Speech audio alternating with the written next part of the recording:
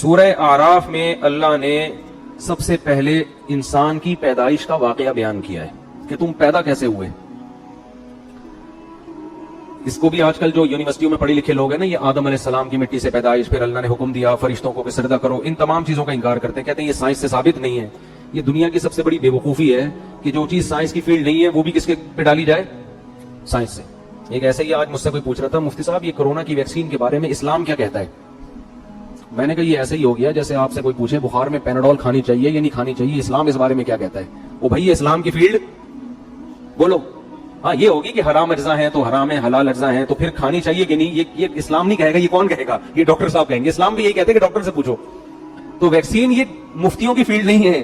ہاں ویکسین میں کوئی حرام عنصر شامل ہو تو مفتیوں کی فیلڈ ہے، لیکن حرام عنصر اگر نہیں ہے تو پھر کورونا کی ویکسین لگانی چاہیے یا نہیں لگانی چاہیے، یہ مفتیوں کی فیلڈ نہیں ہے. یہ کس کی فیلڈ ہے؟ ڈاکٹروں کی. اور اس میں جو اجزاء ہیں وہ حلال ہیں یا حرام، یہ ڈاکٹروں کی فیلڈ نہیں ہے. یہ کس کی فیلڈ ہے؟ ڈاکٹر تو یہ بتائیں گے یہ اجزاء ہیں. اب ان اجزاء پہ حلال کا فتویٰ لگانا ہے یہ حرام کا، یہ کس کی فیلڈ ہے؟ مفتیوں کی. تو ہر چیز سائنس کی فیلڈ نہیں ہوتی. یہ فلاں سن میں یہ واقعہ ہوا تھا یا نہیں ہوا تھا، یہ سائنس کی فیلڈ نہیں ہے، یہ تاریخ دانوں کی فیلڈ ہے. کربلا میں حضرت حسین کا قتل ہوا تھا کہ نہیں ہوا تھا، یہ نیوٹن اور ڈاروین تھوڑی بتائے گا آپ کو، یہ تو مورخین بتائیں گے نا. بہت مشکل ہے. کیا ہو گیا یار، ایسے بیٹھے ہوئے جیسے ابھی بھی روزہ رکھا ہوا رات کے ٹائم پہ. یہ تو مورخین تاریخ دان بتائیں گے. اب جب آدم علیہ السلام پیدا ہو رہے تھے تو کوئی تاریخ دان موجود تھا کہ کیسے پیدا ہوئے، پھر کیا کیا واقعات ہوئے؟ ظاہرا نہیں تھا. اس لیے یہ دائرہ کون بتاتا ہے؟ اللہ بتاتا ہے، کیونکہ وہ تو پہلے شخص ہے نا دنیا میں، تو اللہ بتاتا ہے. تو اس لیے اس میں یہ کہنا کہ سائنس میں تو کہیں نہیں لکھا ہوا، تو یہ پاگلوں اور بیوقوفوں والی باتیں ہیں. تو اللہ نے آدم علیہ السلام کا واقعہ بیان کیا کہ وَإِذْ قُلْنَا لِلْمَلَائِكَةِ وَلَقَدْ خَلَقْنَاكُمْ، ہم نے تمہیں پیدا کیا. اور کیسے؟ مٹی سے، آدم کو. پھر ہم نے فرشتوں کو حکم دیا کہ آدم کو سجدہ کرو. یہ ہمیں دنیا میں جب لایا جا رہا ہے تو ہمیں پروٹوکول دیا جا رہا ہے. اور جو آدم کو نہیں مانتے، جو کہتے ہیں بندر سے انسان بنائے، انہوں نے انسان کو پروٹوکول بولو نہیں دیا. انہوں نے تو انسان کی ایک اتفاقی حادثے کا نتیجہ ہے وہ. تو پھر انسان کی قابل عزت تھوڑی ہوا. ہمیں بتایا جا رہا ہے کہ انسان جب دنیا میں آیا بڑے اہتمام کے ساتھ آیا تھا، وہ ایسے ہی نہیں آ گیا. ساری مخلوق نے اس کو، آدم کو سجدہ کیا. شیطان اڑ گیا. اللہ نے کہا کہ تو نے سجدہ کیوں نہیں کیا؟ قال انا خیر منہ، میں اس سے بہتر ہوں. خلقتنی من نار، تو نے مجھے آگ سے بنایا اور اسے مٹی سے بنایا. آگ مٹی کو سجدہ نہیں کر سکتی. قرآن کہتا ہے ہم نے کہا فاہبط منہا، دفع ہو جا یہاں سے، نکل جا یہاں سے. تجھے اس کی اجازت نہیں ہے کہ میرے حکم کے سامنے تو تکبر کر. انک من الصاغرین، آج سے تو میری نظر سے گر گیا ہے. بجائے توبہ کرنے کے شیطان نے کہا انظرنی الی یوم یبعثون، اے اللہ مجھے قیامت تک کے لیے زندگی دے دے. اللہ نے فرمایا انک من المنظرین، میں تجھے قیامت سے پہلے موت نہیں دوں گا، کر لے جو کرنا ہے. قال فبما اغویتنی، اے اللہ اس آدم کی وجہ سے تو نے مجھے گمراہ کیا ہے. لاقعدن لهم صراطک المستقیم، جب بھی یہ آدم سیدھے راستے پہ چلے گا میں اس راستے کے سامنے آ کر بیٹھ جاؤں گا، نہیں چلنے دوں گا. یہ جیلسی، حسد اس کی وجہ سے ہوا، اس کی وجہ سے حسد میں آ گیا. ثم لآتینہم من بین ایدیہم، اے اللہ یعنی چیلنج کر رہے اللہ کو، میں اس کے سامنے سے بھی آؤں گا، اس کے پیچھے سے بھی آؤں گا، دائیں سے بھی آؤں گا، وعن شمائلہم، بائیں سے بھی آؤں گا. ولا تجد اکثرہم شاکرین، اے اللہ ان میں سے اکثر کو تو دیکھے گا کہ وہ تیرے شکر گزار نہیں بنیں گے. 100% کا تو میں چیلنج نہیں کرتا، لیکن اکثریت کو جہنم میں پہنچا کے چھوڑوں گا. کیسے چیلنج کر رہا ہے؟ یہ نہیں کہہ رہا کہ میں سب کو گمراہ کرنے کی کوشش کروں گا، نہ رزلٹ بتا رہا ہے. یہ ایسے ہے جیسے کوئی آپ کو کہہ کر گئے کہ یار فلاں دہشت گرد ہے، اس سے لڑنا ہے. ایک طریقہ دھمکی کا یہ ہوتا ہے کہ میں اب تو نہیں چھوڑوں گا اس کو. ایک طریقہ ہوتا ہے کہ آپ دیکھ لینا کل صبح اخبار میں اس کی رپورٹ آ جائے گی، یعنی خبر بتا رہے ہوتے ہیں نا کہ بس یہ سمجھو کہ یہ کام ہے بھائی، ہو گیا، بس سمجھو کہ یہ بس آپ نے مجھے کہہ دیا نا، کل صبح اخبار میں آ جائے گا وہ. یہ طریقہ ہوتا ہے بڑی دھمکی کا. تو شیطان یہ نہیں کہہ رہا کہ میں سب کو گمراہ کروں گا، شیطان کہہ رہے اللہ میں خبر پیش کر رہا ہوں، لا تجد اکثرہم شاکرین، اکثر لوگوں کو تو دیکھے گا کہ وہ شکر گزار نہیں ہے. اور قرآن کہتا ہے وَلَقَدْ صَدَّقَ عَلَيْهِمْ إِبْلِيسُ ظَنَّهُ، شیطان نے جو دعویٰ کیا تھا نا اس دعوے میں شیطان نے اپنے آپ کو سچا پایا. اکثریت کو شیطان جہنم کا ایندھن بنا چکا ہے. جب شیطان نے یہ کام کیا اللہ نے کہا اخرج منہا مذءوما مدحورا، نکل جا یہاں سے ذلیل ہو کر اور دھتکارا ہوا ہو کر. یعنی بجائے توبہ کرنے کے اور چیلنج پہ چیلنج کر رہا ہے. اور پھر اللہ نے فرمایا لمن تبعک منہم، ٹھیک ہے میں نے تجھے لوگوں میں چھوڑ دیا تو ان کو گمراہ کر، لیکن میں تجھے بتاؤں کہ جو تجھے فالو کریں گے لَأَمْلَأَنَّ جَهَنَّمَ مِنْكُمْ أَجْمَعِينَ، تجھ سمیت ان لوگوں کو تیرے ساتھ جہنم میں ڈال کے جہنم کو میں بھر دوں گا. میں بھی جہنم بھرنے میں بخل سے کام نہیں لوں گا، لیکن میں یہ بات تیری لوگوں کو بتاؤں گا ضرور کہ وہ تمہارے پیچھے پڑا ہوا ہے. اس کے بعد اللہ نے آدم علیہ السلام سے، ادھر تو اللہ کا مکالمہ کس سے چل رہا ہے بھائی؟ شیطان سے. چل جا تجھے مہلت دی، پنجہ آزما تو جا کے. ادھر اللہ نے آدم علیہ السلام سے خطاب کیا وَيَا آدم، اور اے آدم اسکن انت وزوجک الجنہ، تو اور تیری بیوی دونوں کہاں زندگی گزارو؟ جنت میں. جنت میں عیش و عشرت کرو. اور فَكُلَا مِنْ حَيْثُ شِئْتُمَا، تم دونوں کو میں کہہ رہا ہوں پوری جنت تمہارے لیے میں نے حلال کر دی، جہاں سے کھاؤ چاہو کھاؤ پیو.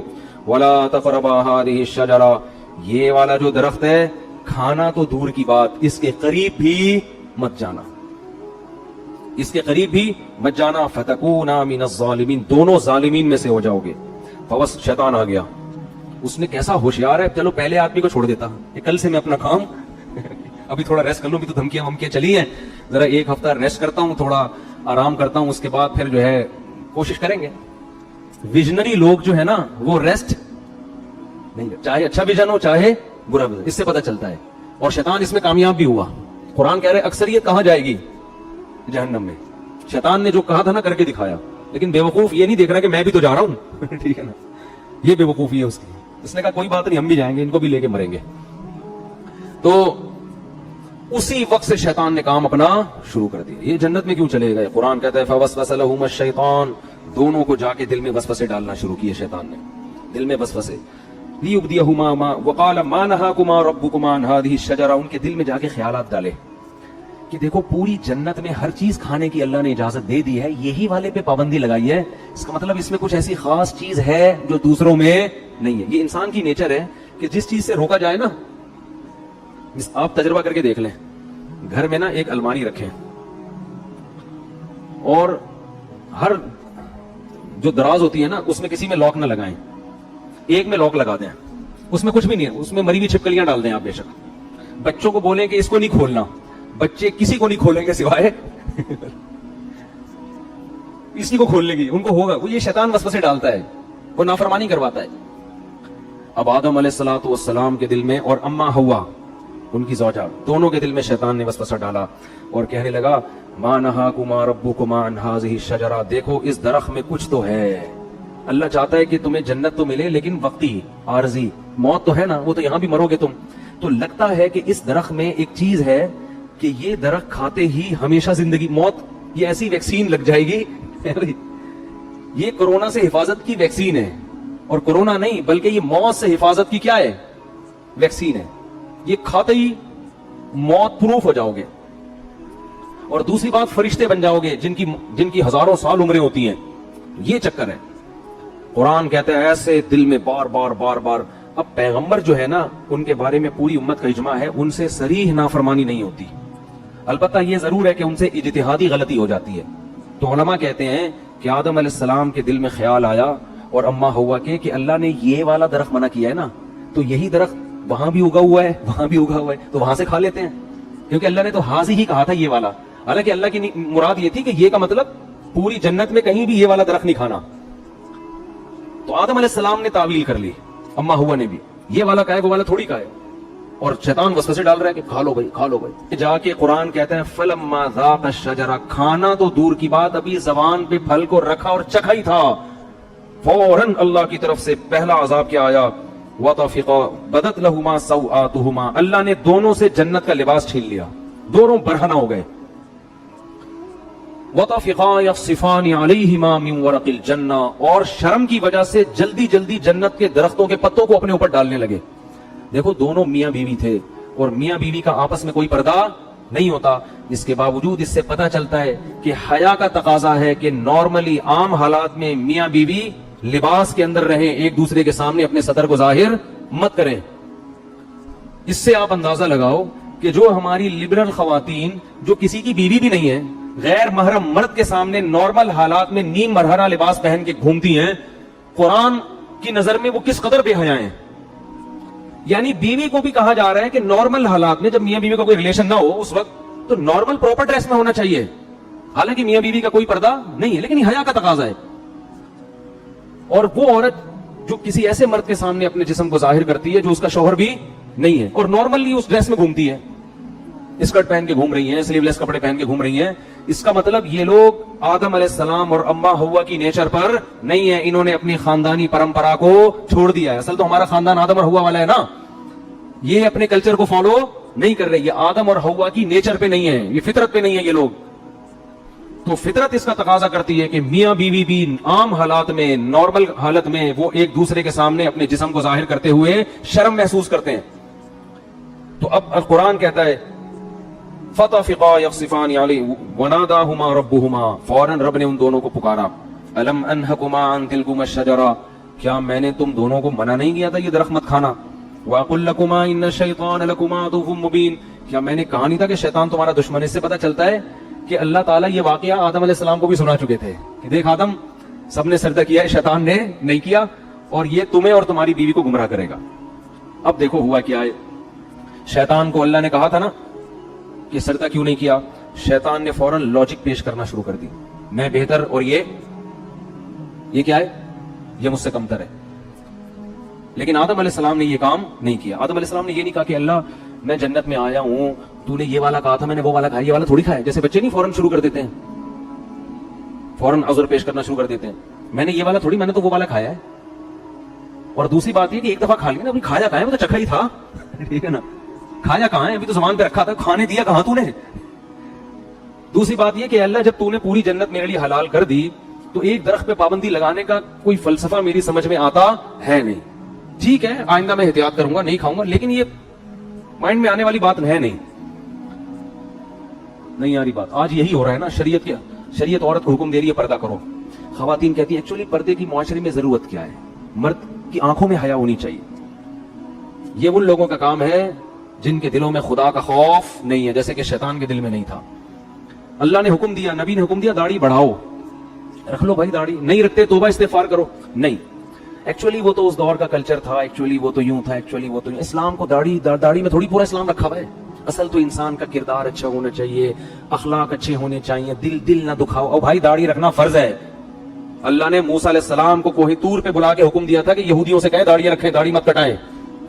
ہمارے نبی کی بخاری مسلم کی حدیث ہے, یہود و نصارہ کی مخالفت کرو, داڑھی بڑھاؤ. تمام پیغمبروں کی داڑیاں تھیں, تمام پیغمبروں کی. لیکن آپ دیکھ لو ہمارا لبرل طبقہ ایکچولی یوں ہے, اچھا دل میں ہو داڑھی, اندر ہونی چاہیے, اندر نہیں باہر بھی ہونی چاہیے داڑھی. اندر کا کوئی فائدہ نہیں ہے, باہر داڑھی پراپر ہونی چاہیے. نہیں رکھی جاتی توبہ استغفار کرو, اللہ سے مانگو, اللہ کے حکم کو تبدیل مت کرو. تو ہر چیز میں ایسا ہی ہو رہا ہے کہ پردے کے معاملے میں آپ دیکھ لو, اور دوسری شادی میں بھی یہی ہو رہا ہے. بات آ گئی ہے تو جلدی سے تھوڑی سی نکلتا ہوں آگے. بھائی 4 شادیوں کی اللہ نے مرد کو اجازت دی ہے کہ اگر وہ عدل کر سکتا ہے تو کرے. ایکچولی وہ اصل میں وہ تو اس دور میں جنگوں میں مرد اتنے شہید ہو جاتے تھے, ایکچولی اس دور میں آدمی میں بھائی اللہ کا اجازت ہے تو اس کا مطلب اجازت ہے, کسی کا باپ بھی اس اجازت کو ختم نہیں کر سکتا. جاؤ ایسے کی تیسی ہے تو ہے, اس میں کون سی شرمندگی کی بات ہے بھائی, اللہ نے اجازت دی ہے, دیٹس آل. عدل کرنا نہ کرنا اس کی ذمہ داری ہے نا, جو کر رہا ہے, نہیں کرے گا تو اللہ پکڑے گا اس کو. ہر چیز میں اسلام نے حکم دیا جلدی شادی کرو, بالغ ہوتے ہی. ایکچولی اس دور میں اتنے مسائل ہیں, ایکچولی بچہ نہ سمجھی, شادی کوئی گڑیوں کا, یہ باتیں ہو رہی ہوتی ہیں. ابھی میرا وہ کلپ آیا ہے, لوگوں نے اس کو بھی ایک مزاحیہ اس میں لے گئے کہ اللہ کرے مفتی طارق مسعود صاحب وزیر اعظم بن جائیں.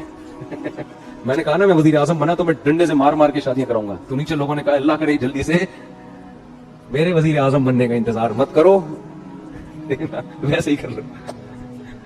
سمجھ رہے ہو کہ نہیں سمجھ رہے؟ تو نہیں کرتے کوئی بات نہیں ہے, لیکن مانو تو نا.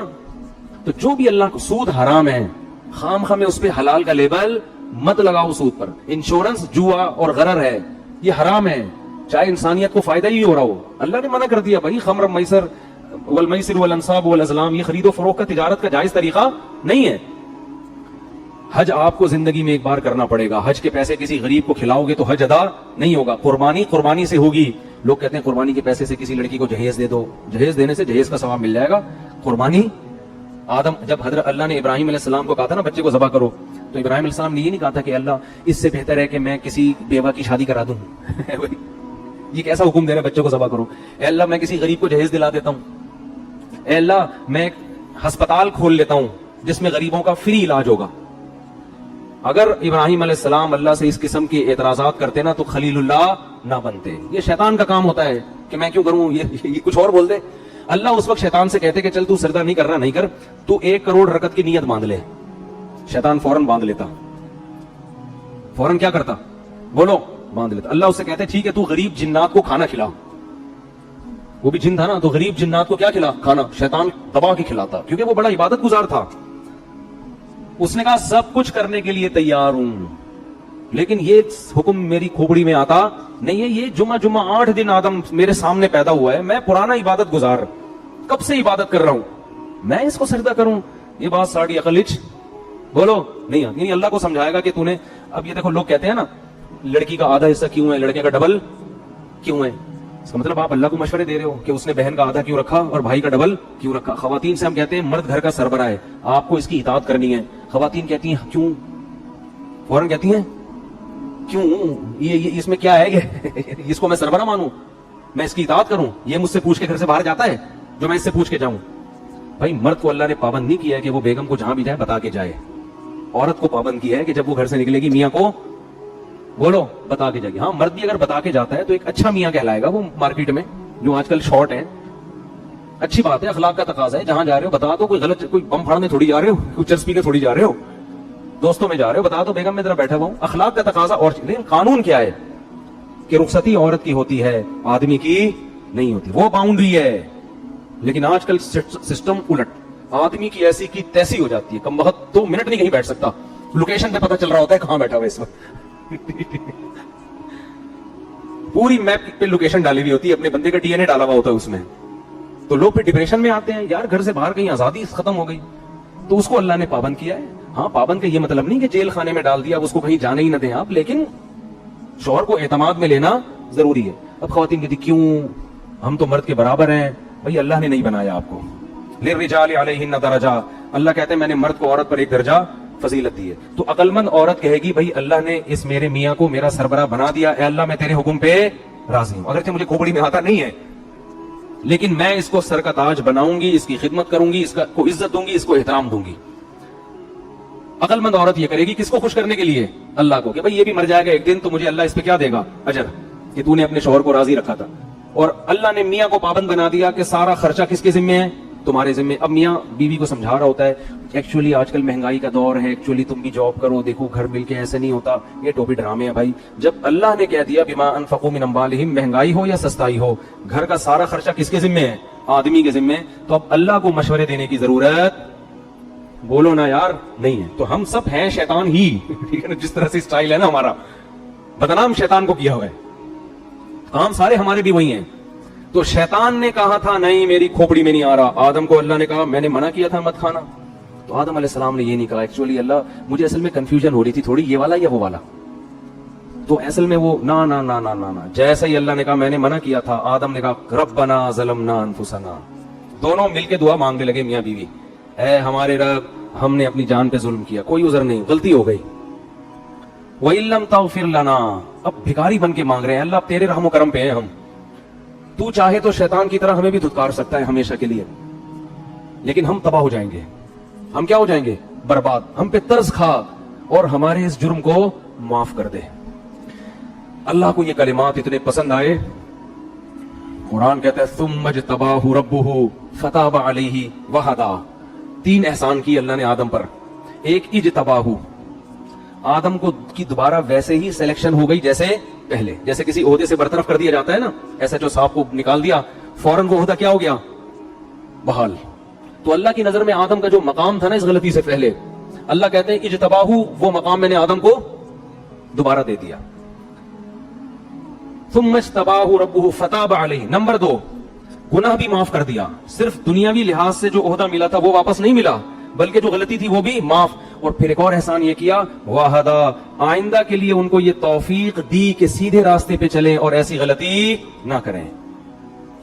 یہ تگڑی توبہ کی علامت ہوتی ہے کہ دوبارہ گناہ سے انسان کی حفاظت. ایسا بنا دیا کہ اب غلطی پروف ہو گئے, کیا ہو گئے, اب نہیں ہوگی یہ غلطی, اب میں حفاظت کروں گا آپ کی توبہ مجھے اتنی پسند آئی, اب آپ سے یہ غلطی میں نہیں ہونے دوں. شیطان بس اسے ڈالے گا, اب میں